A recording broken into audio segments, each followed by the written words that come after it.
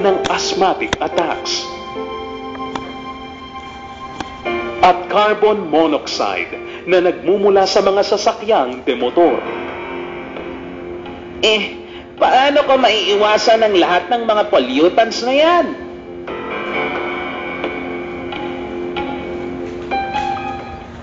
PM10 itself, which is particulate matter, very small, with what we call PM10 microns, which is really 1/100th of a millimeter, that's small, comes from various processes, okay? Mainly from combustion.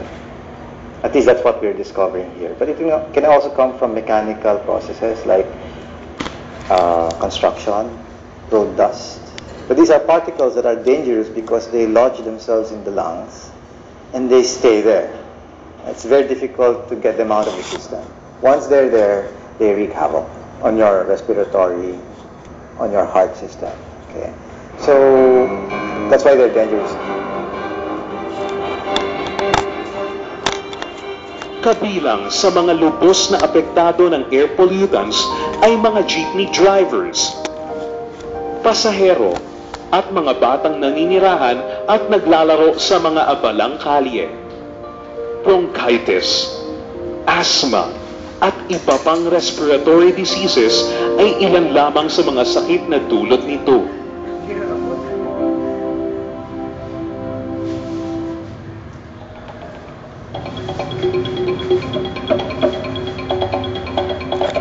At kung inaakala mong maiiwasan mo ang air pollution sa pamamalagi sa loob ng bahay, diyan ka nagkakamali. Talagang ang hirap kumina. Ang indoor air pollution ay nagbabadyari ng panganib sa ating kalusugan at maging sa ekonomiya. Puso mula sa sigarilyo, pagluluto at pag-iinit, at vapors mula sa building materials, furniture, at pintura ay ilan lamang sa mga pinanggagalingan ng indoor air pollution. Ito ay lumalala pa dahilan sa walang sapat na ventilasyon, hindi maayos na filtration, at poor hygiene ng air handling units.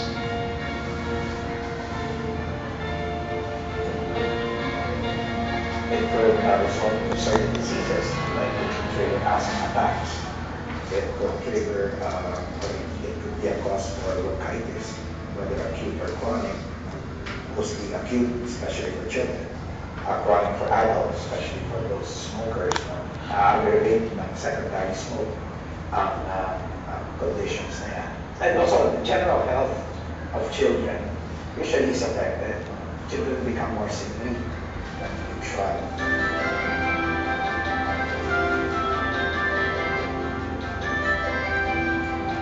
Ngunit, hindi pa huli ang lahat. Ang pamahalaan ay nakibahagi na sa pagsukol sa suliranin ng air pollution. Ang Clean Air Act of 1999 ay isang komprehensibong air pollution at management program na naglalayong mapanatili ang malinis na hangin sa tulong din ng iba't ibang sangay ng pamahalaan, tulad ng Department of Environment and Natural Resources at ng Department of Transportation and Communication. Ang Metro Manila Development Authority ay nakikibahagi rin sa pamamagitan ng kanilang anti-smoke belching program. Ang vehicle emission standards ay mahigit na ipinapatupad naman ng Land Transportation Franchising and Regulatory Board. Ang Department of Trade and Industry sa kabilang banda naman ay nagpapasiguro na ang lahat ng mga imported vehicles ay pumasa sa emission tests. At tulad ng ibang bansa sa Karating Asya, isinasaayos na din ng ating bansa ang usapin tungkol sa two-stroke engine motorcycles at tricycles kumpara sa four-stroke engines upang ang paggamit ng fuel-efficient at less polluting engines ay maiwasan at malinawan at maikonsidera. Alalahanin nating matagal na nating na-phase out ang leaded gasoline. Noon pa.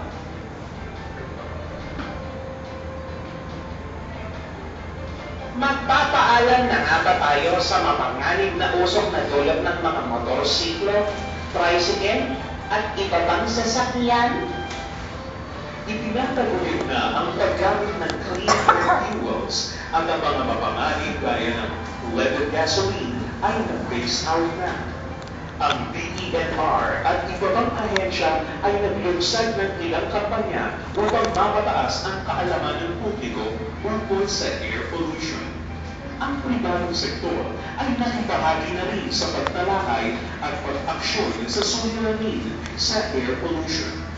Okay yan! Ang civil society groups ay napakahalagang katuwang sa paglaban at pagsugpo sa suliranin sa air pollution, gaya ng Miriam Public Education and Awareness Campaign for the Environment or Miriam Peace. Kasama ng kanilang pinag-uusapang proyektong Usapang Tribe. Tribe was a project that we went into with the objective of decreasing or minimizing the pollution that comes from tricycles.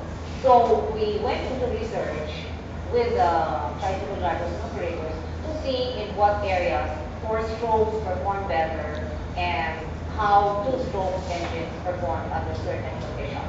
So they could see for themselves the data and they could decide for themselves what to do.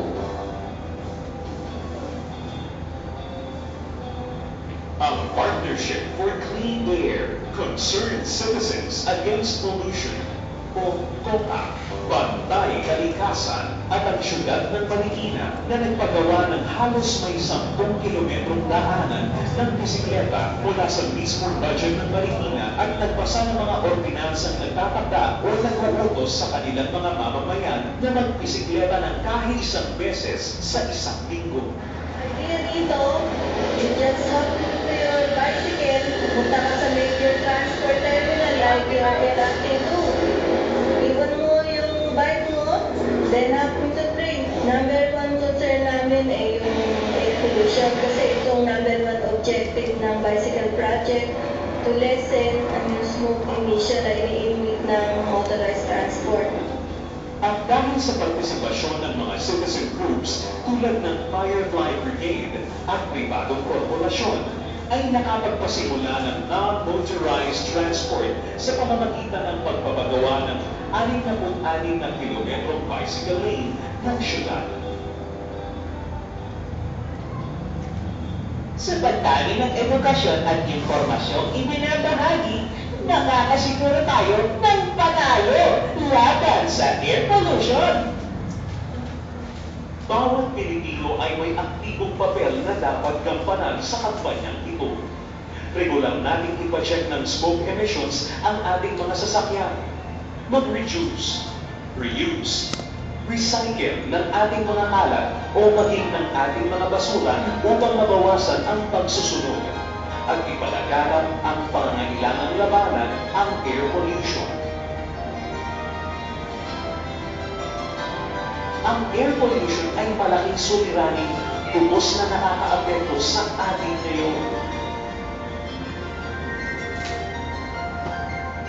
Ngunit kung tayo ay makikibahagi, muli natin maibabalik ang malinis na hangin.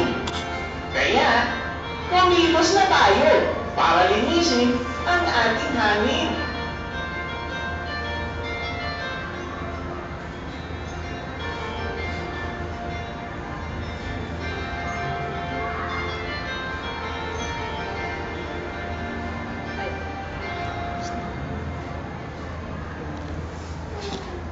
Okay, so your note